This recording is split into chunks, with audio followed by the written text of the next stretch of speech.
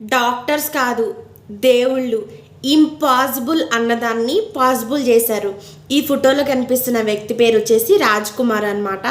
ఈయన ఢిల్లీలో ఒక ట్రైన్ యాక్సిడెంట్లో 2020లో అతని యొక్క 2 చేతులను అయితే పోగొట్టుకున్నారనమాట. అయితే నిన్నైతే అతనికి సర్జరీ అయితే చేశారనమాట.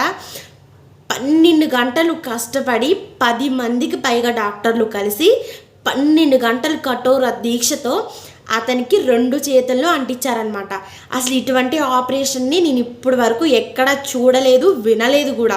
హార్ట్ సర్జరీ చూశాను, ఇంకా లెగ్ సర్జరీ ఇలాంటివి చూశాను, కానీ అసలు 2 చేతులు కోల్పోతే 2 చేతులు పెట్టడం ఇప్పుడే చూశాను.